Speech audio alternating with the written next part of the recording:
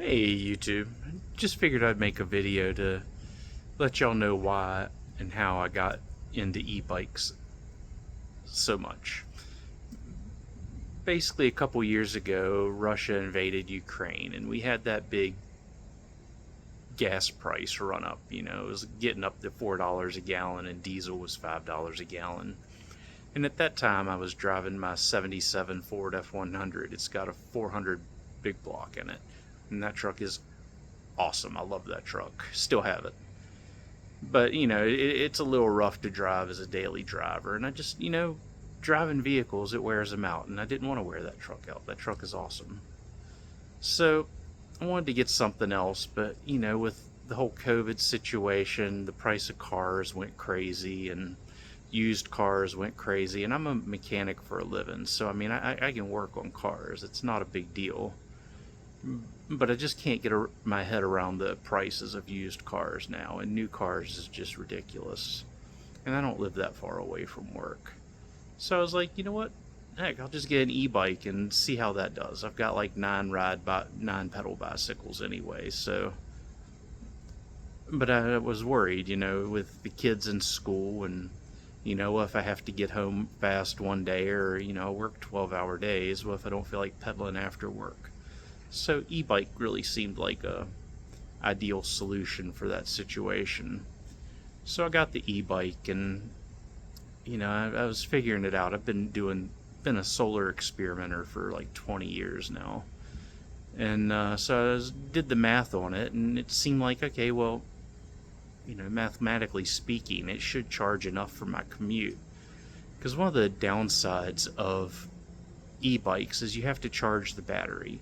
And it's just like a Tesla, you have to always make sure you charge your battery. You got to take, well, with this you don't have to take it somewhere, but it's a hassle. You got to take the battery out of the bike, or you got to run extension cord downstairs, or it's just always a concern. You got to charge the battery.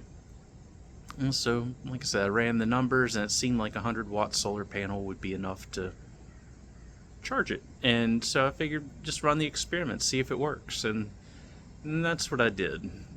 And it didn't just work, it really worked. It really worked.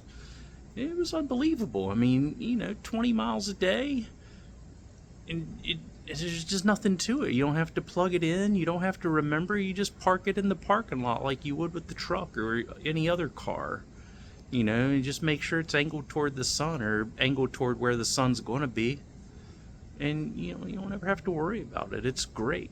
So that's how I got into e-bikes, and that's how I got into the solar e-bike deal. And it really is the simplest thing on earth to build. So let me turn this phone around and I'll show you what's involved in putting one together. There's really nothing there. Bear with me 1 second.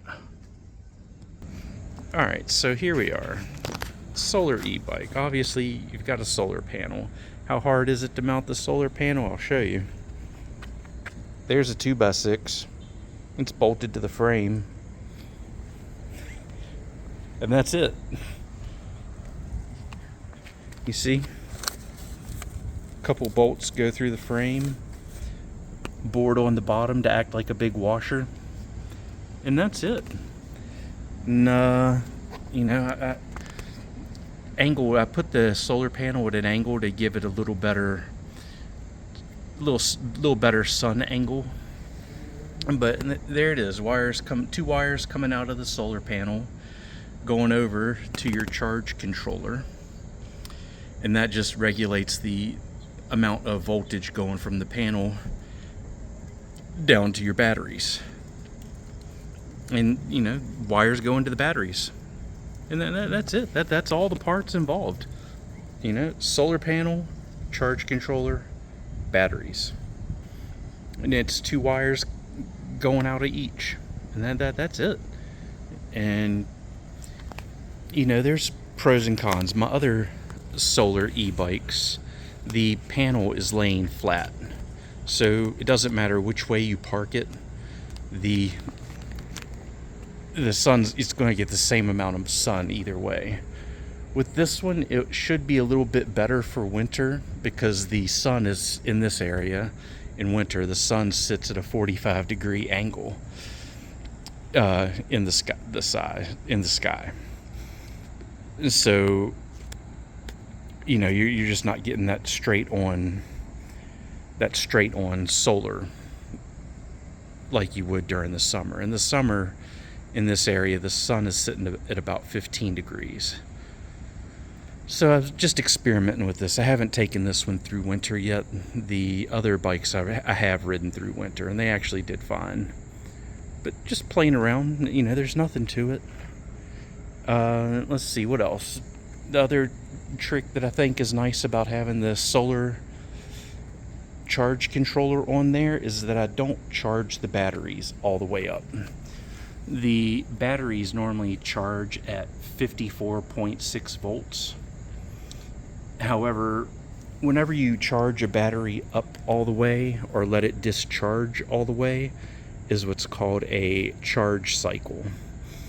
And I don't know if you've ever driven a Prius, or if you check your cell phone settings, you see how it has a battery switch base in it where it doesn't charge it all the way up. If you keep your battery in kind of a float charge stage where it doesn't drop below 25% and it doesn't go above 85%, the battery, it doesn't count as a charge cycle. So basically the battery will last forever because you're not actually putting charge cycles on it. It just kind of sits there in a float.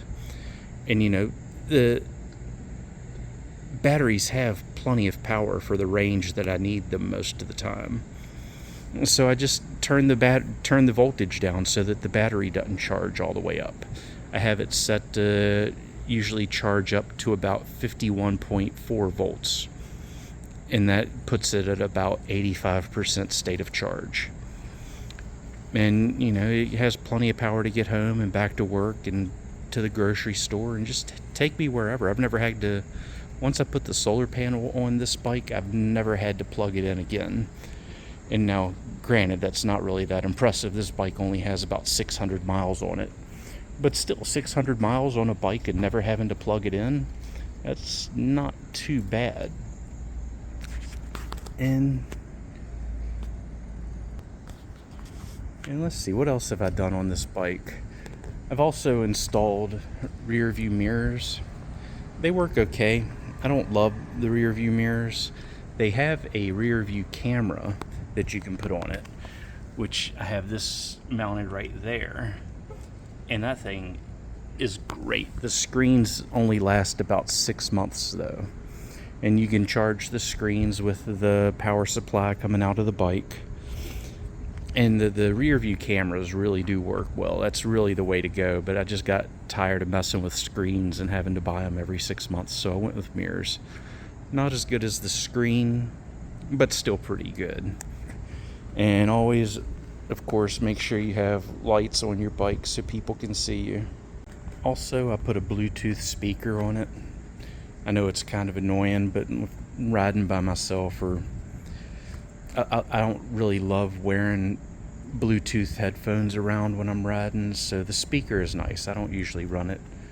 But if I need to listen to a podcast, or, I'm just in a good mood and want to listen to some music, it's got it.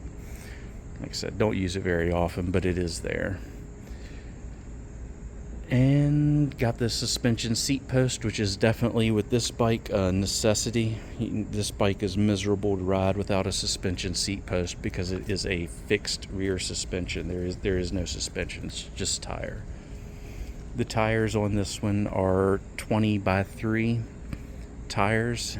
And there's not really any real wear on them yet. I'm at 600 miles and it's still basically full tread.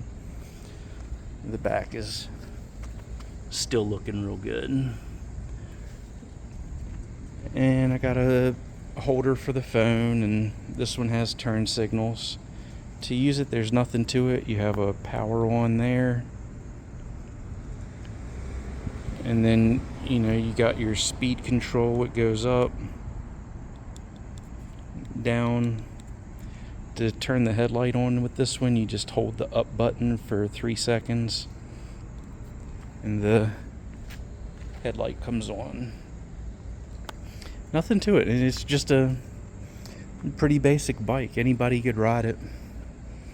And this one is the Muck Pet Step Wagon is what it's called.